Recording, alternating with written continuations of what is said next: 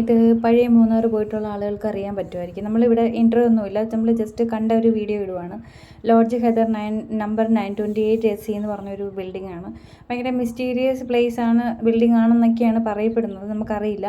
നമ്മൾ എന്തെങ്കിലും മനസ്സിൽ വെച്ചുകൊണ്ട് പോയാൽ മാത്രമേ നമുക്കതൊരു ഭയപ്പെടലോ അല്ലെങ്കിൽ എന്തെങ്കിലും ഒരു വികാരം നമുക്കുണ്ടാവുള്ളൂ. അല്ലാത്ത പക്ഷം നമ്മളവിടെ നോർമലി നമുക്കവിടെ ചെന്ന് കണ്ടു പോരാം. പിന്നെ അവിടെ എന്തോ പണിയൊക്കെ നടക്കുന്നുണ്ട്, പെയിൻറ്റിങ്ങൊക്കെ. പണ്ട് കാലത്ത് എന്തോ സാത്താനിക് പ്രവർത്തനങ്ങളൊക്കെ നടന്ന സ്ഥലം എന്നൊക്കെ പറയുന്നുണ്ട്, നമുക്കറിയില്ല.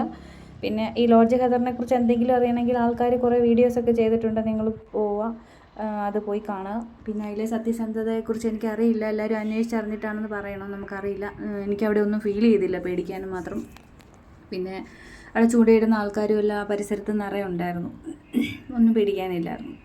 പിന്നെ നമ്മൾ നേരെ പോകുന്നത് പിന്നെ CSI പള്ളി. മൂന്നാറിലെ CSI പള്ളി ബ്രിട്ടീഷുകാരുടെ കാലത്ത് പണിതാണ്. 200 വർഷത്തോളം പഴക്കമുണ്ട്. പിന്നെ ഇവിടെ കാലാവസ്ഥ നമുക്കറിയാം, വെസ്റ്റേൺ ഘട്ടിലെ കാലാവസ്ഥ നല്ല തണുത്ത കാലാവസ്ഥയാണ്. പിന്നെ ഇത് പള്ളിയുടെ കയറി വരുന്ന ഭാഗമാണ്.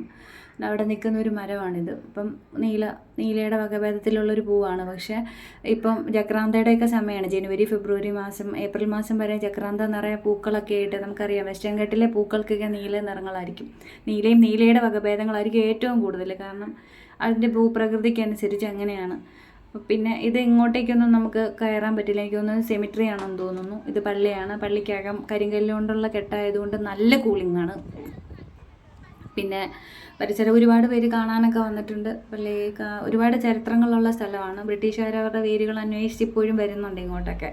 കാരണം ഒരുപക്ഷെ ആ കാലത്തിൽ ഇവിടെ ഒരുപാട് ജനനങ്ങളൊക്കെ നടന്നിട്ടുണ്ടായിരിക്കും, നമുക്കറിയില്ലല്ലോ. അപ്പോൾ അതേ തലമുറയിൽപ്പെട്ട ആളുകൾ ഫോർട്ട് കൊച്ചിയിലും ഒക്കെ വരുന്ന നമ്മൾ കാണുന്നുണ്ടല്ലോ. വേരുകൾ അന്വേഷിച്ച് വരുന്നതായിരിക്കണം.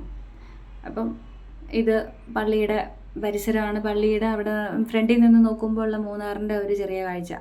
ഇത് പഴയ മൂന്നാറിൻ്റെ ഇത് എൻട്രൻസ് ആണ്. ശാന്തമാണ്, വിജനമാണ്, പിന്നെ ഒരുപാട് ചരിത്രം ഉറങ്ങുന്ന സ്ഥലമാണ്. ഇത്രയേ ഉള്ളൂ സംഭവം.